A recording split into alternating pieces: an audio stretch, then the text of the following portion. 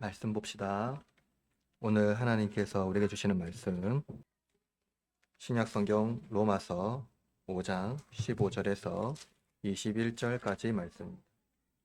다 찾으신 줄 알고 제가 하나님 말씀을 받들어 읽도록 하겠습니다. 이것은 살아계신 하나님의 말씀입니다. 귀 기울여 들으십시오. 그러나 이 은사는 그 범죄와 같이 아니하니 곧 한 사람의 범죄를 인하여 많은 사람이 죽었은즉 더욱 하나님의 은혜와 또한 한 사람 예수 그리스도의 은혜로 말미암은 선물은 많은 사람에게 넘쳤느니라. 또 이 선물은 범죄한 한 사람으로 말미암은 것과 같이 아니하니 심판은 한 사람으로 말미암아 정죄에 이르렀으나 은사는 많은 범죄로 말미암아 의롭다 하심에 이름이라. 한 사람의 범죄로 말미암아 사망이 그 한 사람을 통하여 왕노릇하였은즉 더욱 은혜와 의의 선물을 넘치게 받은 자들은 한 번 예수 그리스도를 통하여 생명 안에서 왕노릇하리로다. 그런즉 한 범죄로 많은 사람이 정죄에 이른 것 같이 한 의로운 행위로 말미암아 많은 사람이 의롭다 하심을 받아 생명에 이르렀느니라. 한 사람이 순종하지 아니함으로 많은 사람이 죄인 된 것 같이 한 사람이 순종하심으로 많은 사람이 의인이 되리라. 율법이 들어온 것은 범죄를 더하게 하려 함이라. 그러나 죄가 더한 곳에 은혜가 더욱 넘쳐나니 이는 죄가 사망 안에서 왕노릇한 것 같이 은혜도 또한 의로 말미암아 왕노릇하여 우리 주 예수 그리스도로 말미암아 영생에 이르게 하려 함이니라. 아멘. 오늘은 로마서 강의 14번째 시간으로서 죄와 의, 사망과 생명, 그리고 은혜라는 제목으로 하나님의 말씀을 선포하겠습니다. 오늘 제목에서도 알 수 있듯이 죄와 의, 사망과 생명은 서로 상응할 수 없는, 그죠? 어울릴 수 없는 비상응적 현상입니다. 바울은 우주 세계 어디에도 이 사이에 중간 지대가 있다고 말하지 않습니다. 죄는 죄이고 의는 의죠. 이는 죄의 경중과 의의 경중의 차이를 말하는 것이 아니라 그 본질적인 성격을 말하고 있는 겁니다. 우리는 죄와 의의 경중을 구분하고 덜 나쁜 죄, 더 나쁜 죄, 또 작은 의, 큰 의로 구분하는 경향이 종종 있지요. 그래서 상벌 제도를 통하여서 이러한 경중을 정하기도 합니다. 그런데 인간은 지속적으로 죄와 의 사이에 이러한 개념 안에서 중간지대를 자꾸 찾으려고 하죠.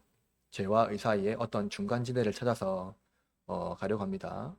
적절하게 죄를 지으면서도 합법적으로 형벌은 면하고 심지어 의로운 사람이 되고 싶어하는 인간의 이상한 본질이 여기에 내재되어 있기 때문입니다.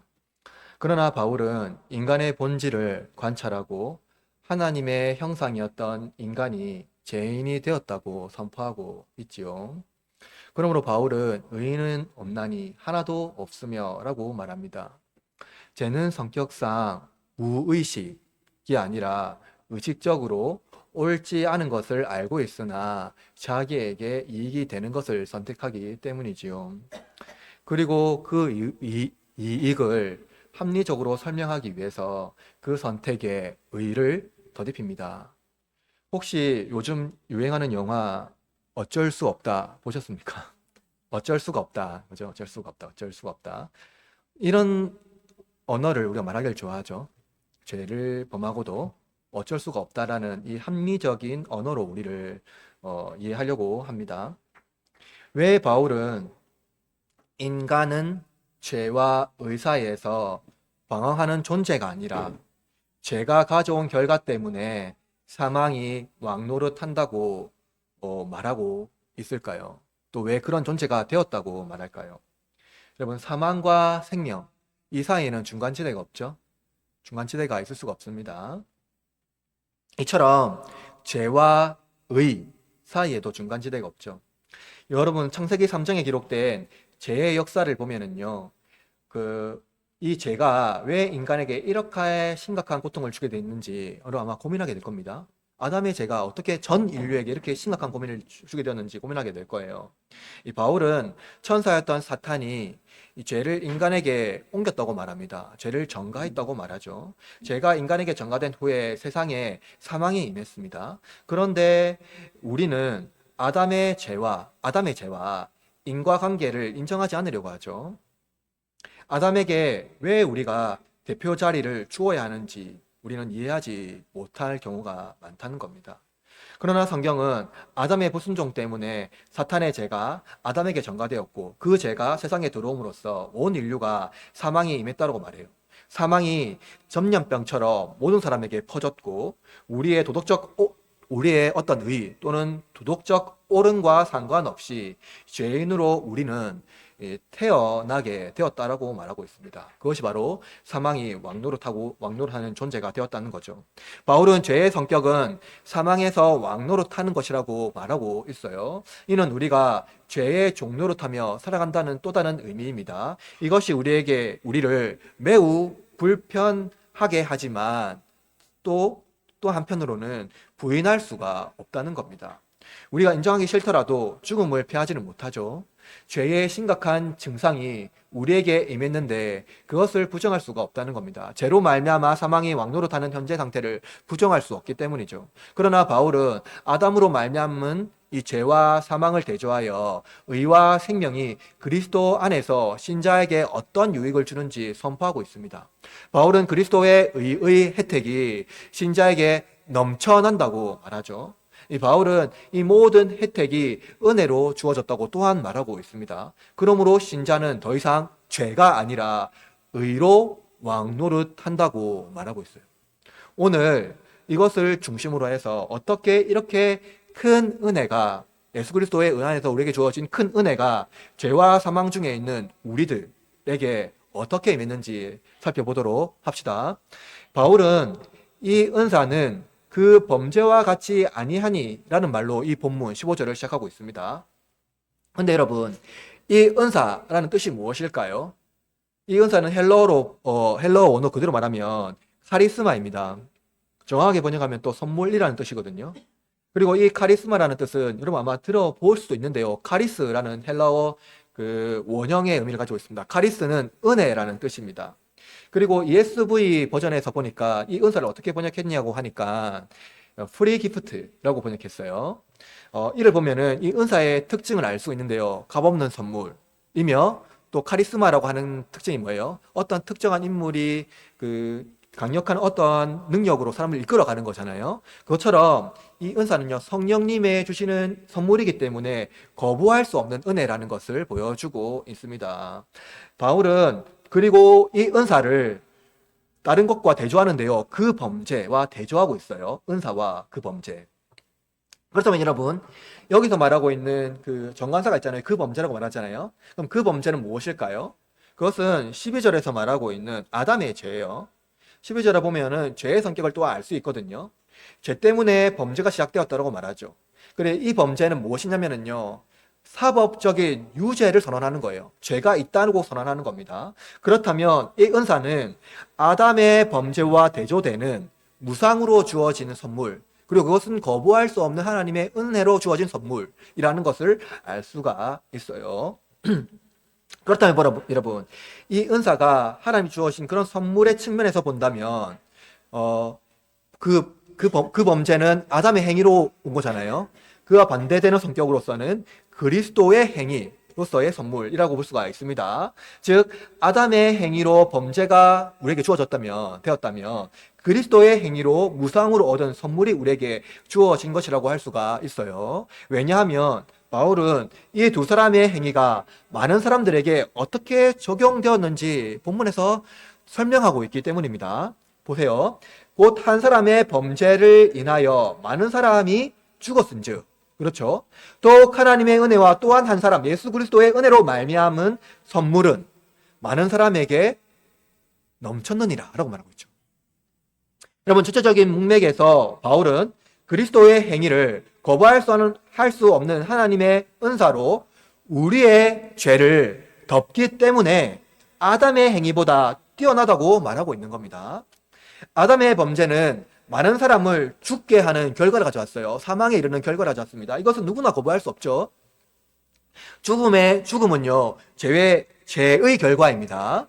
그러나 죽음은 하나님의 형상인 인간에게 매우 부자연스러운 현상이라고 말한 바가 있죠. 반면에 죽음이라는 것은 하나님의 형상이 아닌 거에게는 무엇입니까? 자연스러운 거예요. 그렇다면 여러분, 이 하나님의 형상이 아닌 존재는 어떤 겁니까? 생명 있는 존재 중에. 그것은 이성이 없는 짐승에게는 자연스러운 형상이라는 거예요. 그러니까 인간은 하나님의 형상으로 창조되었을 때 죽지 않는 존재로 창조되었지만 모든 인간이 아닌 들짐승과 짐승 그런 것들은 죽는 존재로 창조되었다는 거예요. 따라서 죽음이 인간에게 사망이 주었다는 이 측면에서 보면은 인간이 이성이 없는 짐승과 같은 존재로 강등되었다는 것을 보여주고 있는 겁니다. 사망은 죄가 인간을 비참한 존재가 되었다는 바로 그 증거를 보여주고 있는 겁니다. 그런데 바울은 많은 사람이 죽었다고 말하고 있어요. 많은 사람이 죽었다. 여러분, 많은 사람이라면 우리가 이 문맥에서 보게 되면 이 범주에 들어가지 않는 사람이 있다고 생각할 수 있다는 거 아닙니까? 문자로 보면은요. 그런데 여러분, 그렇지 않습니다. 왜냐하면 바울은 12절에서 이미 뭐라고 말하고 있냐면 모든 사람이 죄를 지었으므로 사망이 모든 사람에게 이르렀다라고 말하고 있죠. 그래서 이 문맥에 의하면 모든 사람이 죽었다는 것을 말해주고 있어요. 따라서 바울의 행동은 모든 사람을 사망으로 아담의 행동은 모든 사람을 사망으로 인도했다는 것을 보여주고 있습니다. 그러나 바울은 하나님의 은혜와 예수 그리스도의 은혜로 말미암은 선물은 많은 사람에게 넘쳤느니라라고 말하고 있죠. 따라서 아담의 행동이 사망을 가졌다면 이에 대비하여 하나님의 은혜와 예수 그리스도의 은혜로 말미암은 선물은 아담의 것과 비할 수 없는, 비교될 수 없는 최상의 풍족한 선물이 주어졌다는 것을 말해주고 있습니다. 예수님은 아담의 범죄와 비할 수 없는, 비교할 수 없는 넘치는 선물을 우리에게 주신 것이죠. 이는 하나님의 은혜와 선물 자체이신 그리스도의 행위가 아담의 행위의 결과를 뭐죠? 사망을 제거할 뿐만 아니라 의로운 결과를 맺는 바로 그 최상의 풍요를 선물로 주셨다는 겁니다. 그렇다면 여러분, 이 선물의 수혜자는 누구입니까? 본문에서 보면 예수 그리스도의 은혜로 말미암는 선물을 수여받은 사람들입니다. 따라서 바울은 하나님의 진노와 심판에서 벗어날 수 있는 방법을 알려주는 것이 아니라 다만 그리스도 안에서 단번에 의와 생명이 이른다고 선포하고 있는 겁니다. 그리고 바울은 이 선물은 범죄한 한 사람으로 말미암은 것 같지 않다고 말하고 있지요. 그런데 여러분, 바로 이 선물은 누가 주신 것일까요? 누가 주신 것일까요? 그럼 보세요. 선물 자체는 예수님이에요. 그렇다면 선물인 예수님을 주신 분은 누구입니까? 그분은 성부 하나님이죠. 여러분, 심판은요, 성부 하나님이 하십니다. 아담의 범죄로 심판이 선언되었죠. 이 때문에 정죄가 우리에게 이르렀습니다. 아담의 범죄로 심판이 또 선언되었죠. 이러한 사실은요, 계몽 시대 이후 현대인들을 매우 불편하게 합니다. 왜냐하면 하나님은 아담의 범죄로 말미암아 모든 인류를 심판하고 형벌을 주는 것이 마땅하지 않다고 이제 현대인들은 생각하는 것이죠. 왜? 아담의 범죄로 말미암아 모든 인류가 하나님의 심판, 하나님의 정죄, 하나님의 형벌을 받아야 하느냐라고 질문을 하고 있기 때문입니다. 심지어 이러한 문제 때문에 하나님이 불의하다고 주장하기도 하지요. 모든 인류를 심판하는 하나님의 행위는 창조주 하나님의 고유한 행위입니다. 그런데 아담의 행위를 왜 모든 인류에게 적용하냐는 겁니다. 이는 마치 연좌제처럼 매우 불편하게 죄인된 느낌을 받게 하기 때문이죠. 여러분, 창세기 3장에 보면 사탄이 죄를 인간에게 전가하는 장면과 그리고 하나님께 죄 지은 인간을 하나님께서 찾으시고 또 사탄에게 벌을 내리시는 장면을 우리는 볼 수가 있습니다.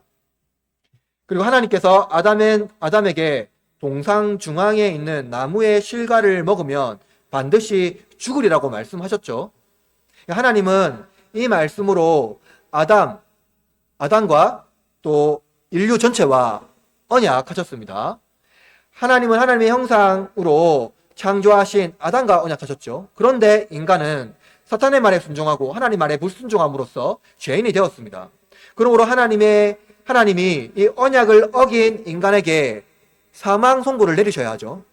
그것은 마땅한 하나님의 행위입니다. 하나님은 그냥 겁주려고 한 말이 아니기 때문이에요. 여러분은 사랑하는 사람이 임종하는 순간 중에 가장 고통스러운 순간을 맞이한 적이 있습니까? 여러분, 그 순간이 언제였습니까? 혹시 임종을 맞이한 적이 있습니까? 사랑하는 사람에 대해. 그래서 그때가 가장 고통스러운 순간이 언제였나요? 그럼 그것은 심장 박동기가 더 이상 움직이지 않을 때입니까? 아닙니다. 주치의가 시간을 보고 사망 선고를 내리는 바로 그 순간입니다. 하물며 하나님은 자기 형상으로 창조한 아담이 죽게 되었을 때 그 고통은 어떠했을까요? 하나님은 그 아담에게 사망 선고를 내리셨습니까? 하나님은 너는 죽을 것이다 라고 말하지 않고 너는 흑이니 흑으로 돌아갈 것이라고 말씀하셨습니다. 하나님은 자기 형상으로 창조한 사랑하는 인간이 죽게 된 것이 너무나 큰 고통이었습니다. 하나님에게 아담은 만물 중에 유일한 자기 형상이었습니다. 그보다 귀한 존재가 없었어요. 그러나 자기 손으로 사망 선고를 내려야 했습니다. 하나님은 우리를 아담의 제 아래 두신 것, 아담의 제 아래 두신 것은 우리를 다시 아담처럼 잊지 않으려는 겁니다. 하나님은 우리를 아담의 죄에서 구원하기 위하여서 어떻게 하십니까? 모든 최선의 할 수 있는 것들을 다 하십니다. 이는 바울이 다시 대반전으로 이끄는 글을 보면 알 수 있어요. 은사는 많은 범죄로 말미암아 의롭다 하심의 이름이니라. 바울은 한 사람의 범죄로 모든 사람의 유죄가 선언되었다면 하나님의 값없는 선물로 말미암아 예수 그리스도 안에서 우리의 죄가 무죄가 되었음을 선언하고 있습니다. 여러분, 이러한 결과는 두 사람의 행동에 근거하여 한 부류는 사망에서 왕노릇하고 다른 한 부류는 생명에서 왕노릇하는 결과를 맞이하게 되었다고 말하고 있어요. 그런데 여러분, 처음부터 한 부류가 생명 안에서 왕노릇한 것이 아니라 모든 인류는 아담의 범죄로 말미암아 사망 중에 왕노릇하였다고 말하고 있어요. 여러분, 인류는 아담의 범죄로 말미암아 사망 중에 왕노릇했습니다. 그것을 어떻게 알 수 있습니까? 창세기 말씀을 보면 잘 알 수가 있어요. 창세기 3장에는 인류가 하나님 앞에 범죄했잖아요. 에덴에서 쫓겨났다 아닙니까? 그 이후에 4장에는 어떤 사건이 있습니까? 4장에는 가인이 동생 아벨을 죽이는 사건이 나옵니다. 5장은 어떤 사건이 나옵니까? 누가 낳고 죽고 하는 사건이 다 나와 있습니다. 이것을 통해서 인간의 덧없음을 보여주고 있지요. 6장에서는 인간의 죄가 창궐함으로 말미암아 하나님께서 노아를 통하여 홍수로 인간의 죄악을 심판하는 것을 기록하고 있습니다. 이처럼 아담 한 사람의 죄가 인류 전체에 어떻게 전가되었는지 분명히 보여주고 있습니다. 그런데 바울은 이 비극적인 현실에 적응하거나 절망하려는 것이 아니라 첫 번째 사람 아담보다 더 영광스러운 결과를 맞이하도록 우리를 이끈다는 겁니다. 바울은 이렇게 말해요. 더욱 은혜와 의의 선물을 넘치게 받은 자들은 한번 예수 그리스도를 통하여 생명 안에서 왕노릇하리로다.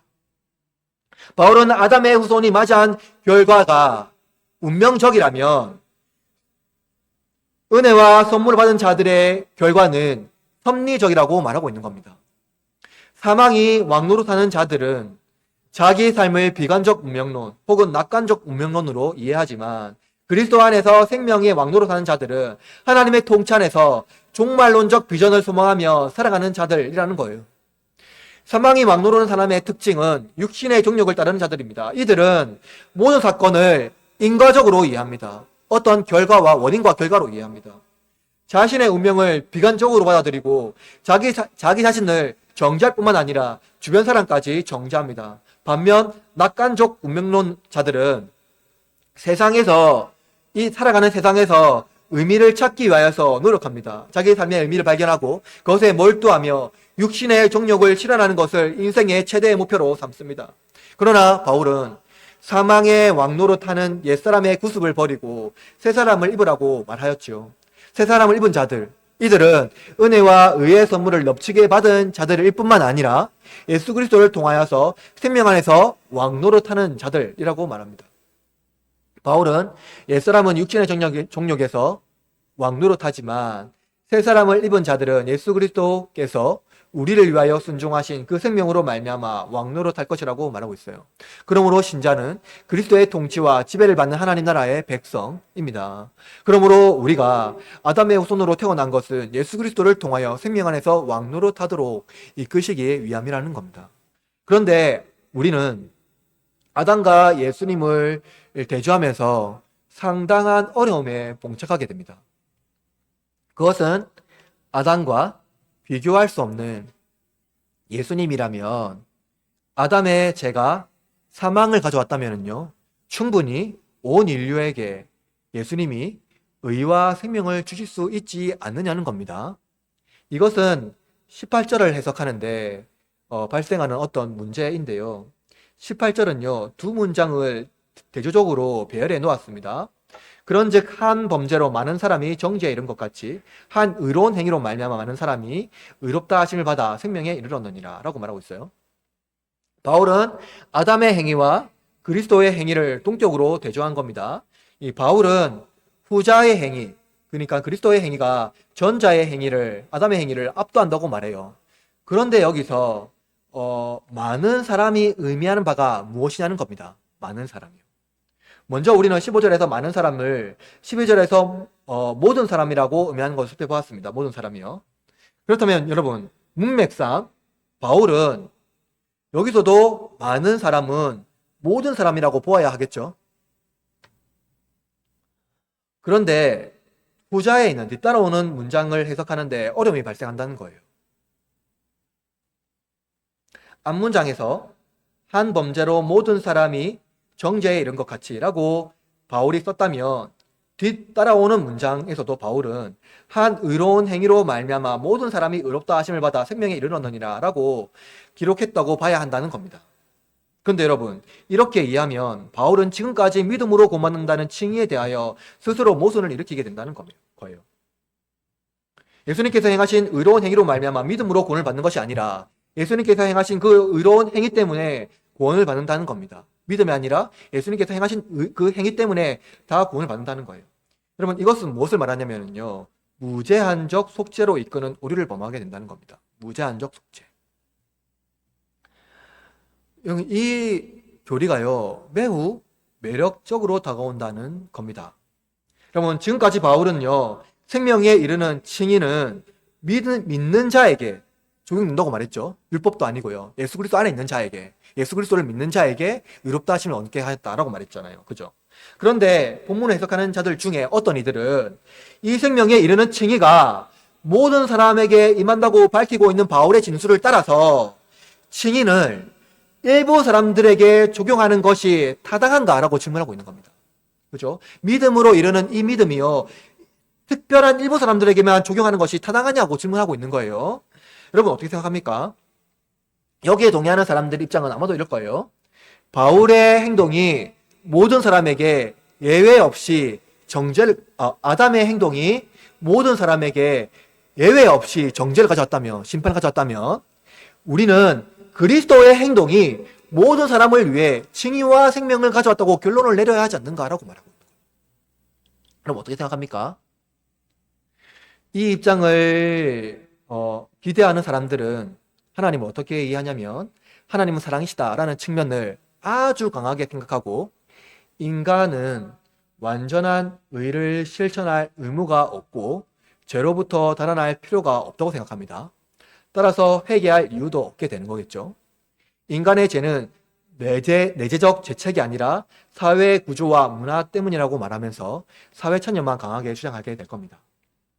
물론 이것이 필요 없다는 말은 아닙니다. 근데 그것만 주장하면 문제가 된다는 거예요.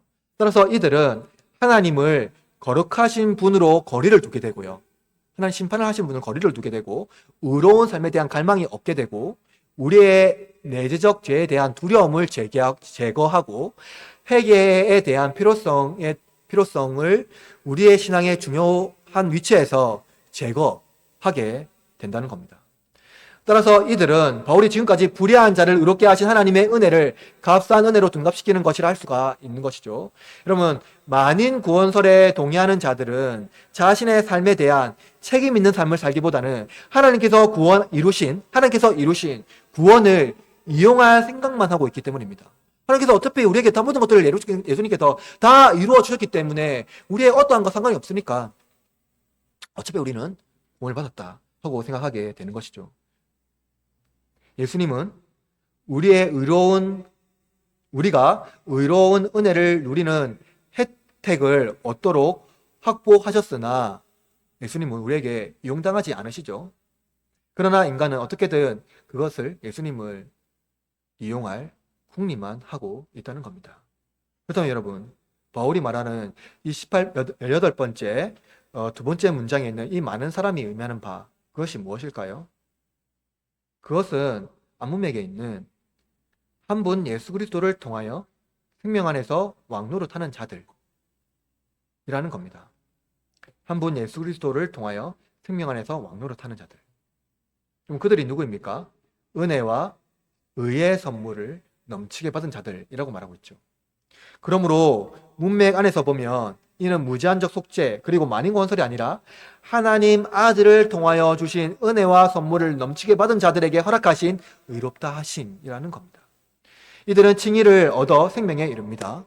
18절에서 바울은 한 범죄가 정죄에 이른 것 같이 한 의로운 행위가 의롭다함을 얻은 것에 대한 원리를 설명했다면요, 19절에서는 구체적인 현상을 말하고 있습니다.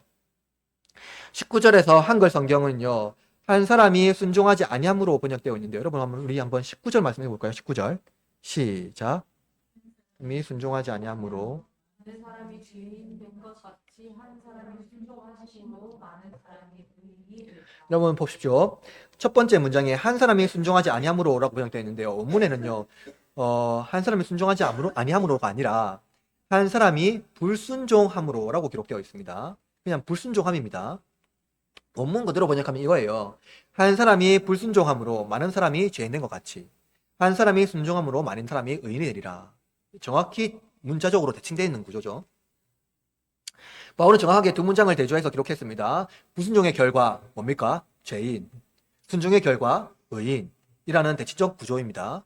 바울은 아담의 범죄의 양상이 불순종이라면 예수님의 의로운 행위의 양상은 순종이라는 겁니다. 그리고 그 결과는 불순종은 죄인, 순종은 의인이라는 양상으로 나타나는 거예요.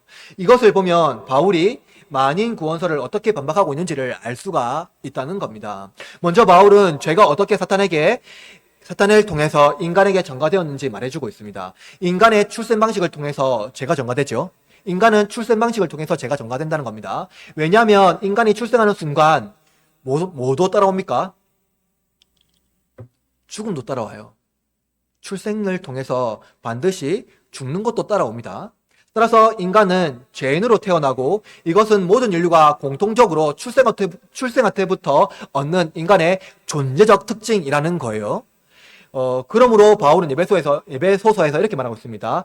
이 세상의 풍조를 따르고 공중의 권세를 잡는 자를 따랐으니 곧 불순종의 아들들 가운데서 역사는 영이라 라고 말하고 있어요. 그러나 여러분, 예수님의 출생 방식은 다릅니다. 예수님은 남자의 후손이 아니라 여자의 후손으로 오신 분이죠. 따라서 아담의 후손이 아니라는 거예요. 하나님께서 아브라함과 다윗의 후손이라고 말하는 것은 혈통이 아니라 하나님께서 아브라함과 맺은 언약과 다윗 왕과의 맺은 언약으로 오신 분이라는 점에서 후손이라는 겁니다.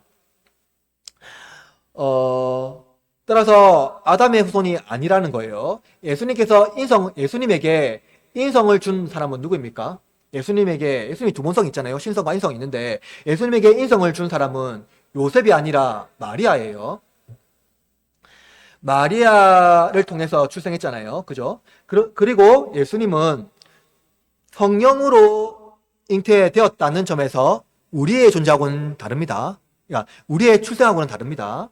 그리고 또 예수님의 특별한 방식은 예수님은 우리를 출생하지도 않습니다. 예수님만 출생하셨죠. 다만 예수님의 순종하심으로 많은 사람이 의인이 된 것은 무엇입니까? 믿음으로 말미암는다는 거예요. 출생 방식이 아니라 믿음으로 말미암는다는 겁니다. 여러분, 죄인은 존재론적이에요. 죄는 출생합니다. 그러나 의롭게 되는 것은 뭐예요? 의인이 되는 방식은 뭐예요? 그것은 법정적인 방식이라 사회에서 너무나도 다르다는 거예요. 그러므로 여러분, 우리의 칭의는요, 우리의 도덕적 탁월함과 존재적인 탁월성 혹은 능력, 명예, 외모에 의존하지 않고 법정에서 선언하는 것처럼 혐의 없음을 선고하는 것이라는 거예요. 이는 무죄 선언일 뿐 도덕적 탁월함을 입증하는 것이 아니라는 겁니다. 그러므로 우리는 바울과 같이 이렇게 선포할 수가 있습니다. 바울이 갈라디아서에서 이렇게 말했는데요. 너희는 다시는 무소하는 종의 영을 받지 아니하고 양자의 영을 받았으므로 우리가 아빠 아버지라 부르짖느니라 라고 말하고 있죠. 바울이 양자라고 말하는 것, 그것은 무엇입니까? 우리가 존재론적으로 하나님의 아들이 아니라는 겁니다. 존재적으로 하나님의 아들로 출생하지 않았다는 거예요. 여러분, 양자는 어떤 특징이 있습니까? 존재적인 아들이 아니라 법정적인 아들이라는 거예요. 따라서 존재적으로 하나님의 유일한 아들은 누구입니까? 하나님으로부터 나신 예수 그리스도밖에 없습니다. 그분을 우리 성자 하나님이라고 말하죠. 그분만이 하나님의 유일하신 아들. 그래서 우리는 그분을 독생자라고 말하고 있어요. 그러나 우리는 독생자가 아니죠. 우리는 예수 그리스도로 말미암아 믿음으로 양자가 되었다라고 말하고 있어요. 여기서 우리가 이해할 수 있는 것은 이 양자의 특징이 출생의 방식이 아니라 법정적 방식이라는 차이가 난다는 것을 우리가 알아야 한다는 겁니다. 그러나 여러분, 양자라고 해서 인습적인 방식으로 이해하면 안 된다는 겁니다. 하나님은 우리를 구원하기 위해서 누구를 주셨습니까? 독생자를 주셨습니다. 여러분, 우리는 인습적인 방식으로 양자가 아니라 독생자를 아낌없이 주실 만큼 비교할 수 없는 큰 값을 치르시고 우리를 자기의 자녀로 삼아주셨다는 겁니다. 그래서 우리가 생각하는, 이 땅에서 생각하는 어떠한 양자의 방식으로 생각해서는 안 된다는 거예요. 여러분이 아무리 양자를 얻고자 한다 하더라도 자기 아들을 대신하여 주고 양자를 사지는 않지 않습니까? 얻지는 않지 않습니까? 그러나 하나님은 그런 방식으로 우리를 원했다는 방식에서 우리가 생각하는 양자의 방식과는 또한 다르다는 거예요. 그리고 예수 그리스도는 우리를 얻기 위해서 적극적인 순종으로 우리를 원하셨다는 겁니다. 바울은 빌립보서에서 이렇게 말합니다. 사람의 모양으로 나타나사 자기를 낮추시고 죽기까지 복종하셨으니 곧 십자가에서 죽으십니다. 이 점에서 신자는 모든 이들과 구별되는 하나님의 자녀이며 하나님께는 그 아들을 통하여서 또한 예수 그리스도는 자기의 생명을 주심으로 말미암아 우리를 구원하시기를 기뻐하셨다라는 것만 합니다. 그러니까 삼위 하나님 모두가 우리를 구원하기 위해서 모든 최선의 것들을 다 하셨다는 것을 말해주고 있죠. 그래서 증인은 현재적인 선언이지만 우리가 의인이 됨을 선포하는 겁니다. 그리고 또한 이것은 종말론적인 비전을 또한 보여주고 있는 것이죠. 우리는 불의한 세상에서 하나님 나라와 의를 구하며 살아가지만 또한 의로운 삶의 방식을 통하여서 예수님께서 다시 오실 것을 기대하는 그 종말론적 비전을 마음에 품고 살아내야 한다는 겁니다. 바울은 아담의 죄가 사망을 가졌다면 그리스도의 의가 생명을 넘치도록 주셨다고 복음을 선포하고 있습니다. 이 놀라운 복음을 선포하기 위해서 바울은 상당히 모순적인 말을 기록하는데요. 여러분 20절 말씀 한번 읽어볼까요? 20절 시작.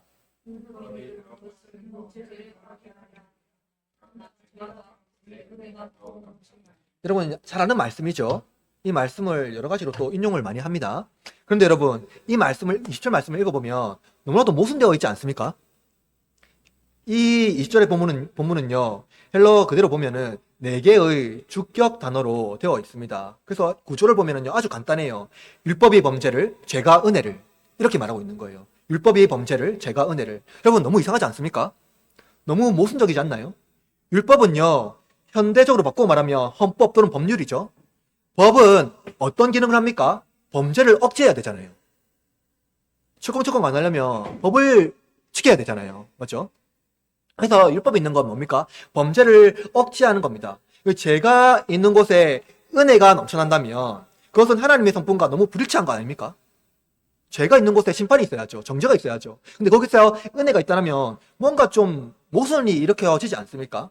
하나님은 죄인과 함께 할 수 없어요. 하나님은 죄인과 함께 할 수 없기 때문에 이 죄를 심판하셔야 됩니다. 그게 하나님의 의의 속성이에요. 본질상 죄와 함께 하시지 못하는 분이기 때문입니다. 죄가 있는 곳에는 은혜가 아니라 정죄가 임해야 합니다. 그렇다면 여러분, 바울은 왜 이렇게 모순적으로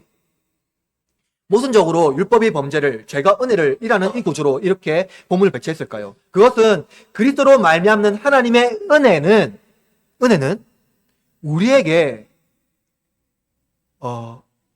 너무나도 사치스러울 정도의 큰 은혜라는 겁니다. 즉 하나님의 은혜를 죄인이며 하나님과 원수된 인간이 누리기에는 상당히 어울리지 않는 비상적인 성격을 가지고 있기 때문이라는 거예요. 인간이 누리는 하나님의 은혜는 무엇 하나 일치되는 것이 없습니다. 여러분 생각해 봅시다. 법의 심판을 마땅히 받아야 할 죄수가 불의한 법관이 아니라 의로운 법관에 의하여서 무죄 선언을 받는다면 여러분 그것을 은혜라고 말할 겁니까? 누구도 그것을 은혜라고 말할 사람은 아마 없을 겁니다. 오히려 의로운 법관이 아니라 불의한 법관이라고 말할 거예요. 하물며 여러분이 하나님의 법정에서 무죄 선언을 받았다면 그것은 은혜입니까? 그것은 은혜인가요? 하나님이 불의한가요? 어떤 사람은 나는 그 정도로 죄를 짓지 않았어요 라고 말할 겁니다. 또 어떤 이들은 굉장히 불쾌하군요.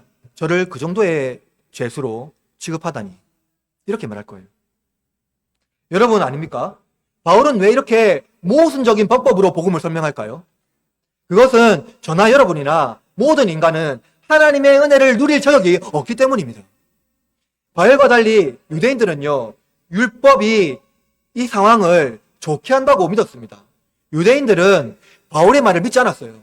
왜냐하면 그들은 지금까지 믿어온 구약의 역사가 무의미하게 판결되기 때문입니다. 유대인들에게 모세의 율법은요, 구원을 얻는데 큰 도움을 주는 핵심적인 가치였습니다. 그런데 율법이 들어와서 죄가 왕노릇하는 상황이 완전히 바뀌어졌습니까? 죄가 왕노릇하지 않나요? 유대인들은 율법이 범죄를 말소하거나 적어도 경감시킬 것이라고 확신했어요. 이들 아마도 일부 그리스도인들도 여기에 동의했을 겁니다. 그러나 바울은 율법이 죄를 더욱 증가시키는 원인이라고 말하고 있어요. 이것은 왜 그렇습니까? 그럼 생각해 보세요. 명시적인 법, 그러니까 법이 이렇게 명시되어 있지 않습니까? 법에 딱 선언되어 있잖아요. 명시적인 법이 입법화된다고 해서, 그죠? 입법화된다고 해서 그 법이 모든 사람을 이롭게 하거나 또 안 좋은 상황을 변화시키는 힘이 있습니까? 그 법이요. 왜 국회에서 입법 때문에 그렇게 치열하게 싸웁니까? 법은 누구에게는 이로울 수 있으나 또 누구에게는 해롭기 때문이에요. 심지어 법을 이용하기 때문입니다. 그리고 율법은 사망을 어떻게 합니까? 선명하게 만들 뿐입니다.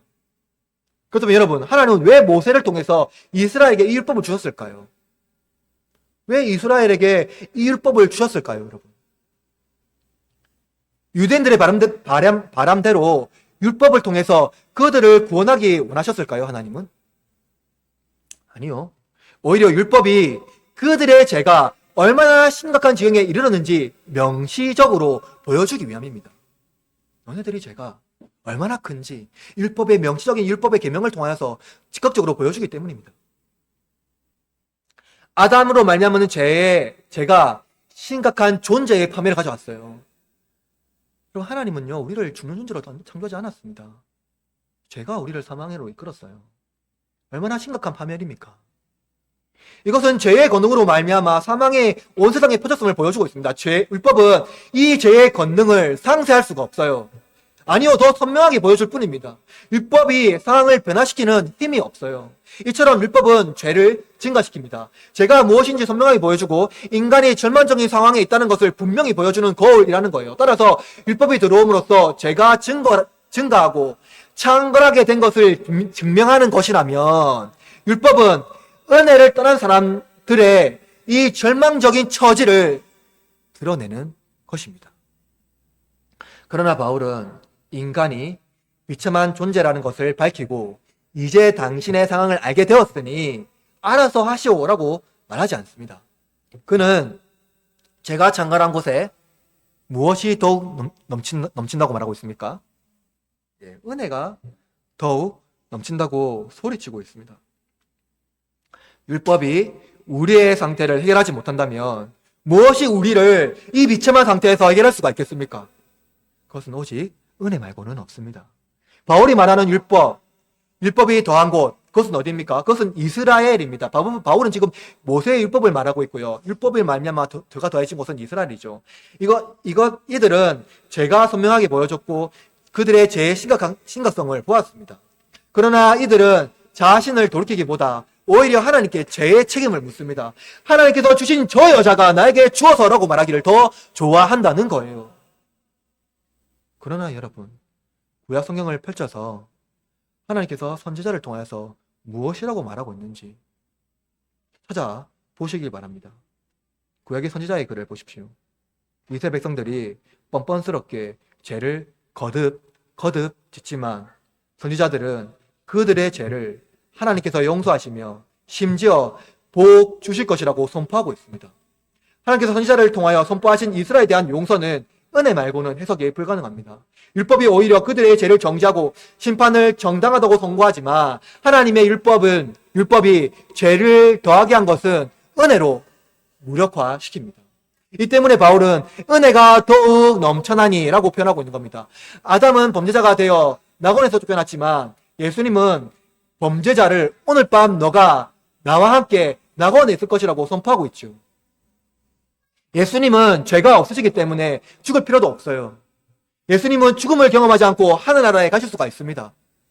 그러나 예수님은 자유롭고도 사랑이 가득한 자기 뜻에 따라서 우리를 위하여 죽으시러 일부러 세상에 성육신하셨습니다. 그는 아버지의 거룩하심과 의로우심을 기뻐하며 우리에 대한 하나님의 진노를 기꺼이 받기 위하여 세상에 오셨다는 겁니다. 아담은 흙으로 만들어진 땅의 사람이지만 예수님은 성령으로 오신 하나님의 하늘의 사람입니다. 우리는 땅의 사람으로 아담의 후손이지만 예수님은 우리를 땅에 머물게 하지 않으시고 그와 같이 하늘의 사람으로 우리를 끌어올리기 위하여서 세상에 오셨다는 겁니다. 바울은 이것을 왕노릇하는 통치적 의미로 표현하고 있습니다. 죄가 사망 안에서 왕노릇한 것 같이 라고 말하고 있죠. 죄가 사망 안에서 왕노릇 하다는 의미는 인간이 사망의 종노릇 되었다는 것을 말해주고 있습니다. 죄가 온몸에 가득히 퍼져서 사망 선고를 받은 것입니다. 그러나 위대한 의사이신 우리 주 예수 그리스도로 말미암아 죄가 우리 가운데 퍼져 사망 선고를 받은 우리를 치료하십니다. 예수님이 치료하신 방법, 그것은 세상에 없는 관대하고 풍성한 은혜입니다. 그분의 은혜는 인색함이 없는 최상급의 관대함입니다. 전혀 저격이 없는 자에게 베푸신 사치스러운 은혜입니다. 너무나 사치스러워서 인류는 그것을 감당할 자격이 없습니다. 바울은 사망의 나라에서 죄의 종로로 사는 우리를 놀라운 은혜의 나라로 우리를 인도합니다. 은혜도 또한 의로 말미암아 왕노릇하여 우리 주 예수 그리스도로 말미암아 영생에 이르게 하려 함이라 라고 말하고 있습니다. 죄가 사망 안에서 왕노릇하게 했다면 은혜는 의로 말미암아 우리를 왕노릇하게 한다는 겁니다. 여러분, 이 역설을 들으십시오. 우리의 위대한 의사이신 예수님께서 우리의 죄를 제거하고 사망이 더 이상 우리를 지배하지 못하도록 이끄십니다. 나아가 은혜가 의로 말미암아 왕노릇하게 합니다. 통치권이란 용토를 넘어서지 못하죠. 왕의 통치는 그 영역 안에 있어야 합니다. 예수님께서 사망의 나라에서 우리를 생명의 나라로 이끄셨습니다. 따라서 더 이상 우리는 사망의 나라의 백성이 아닙니다. 우리의 통치자는 예수 그리스도이고 하나님입니다.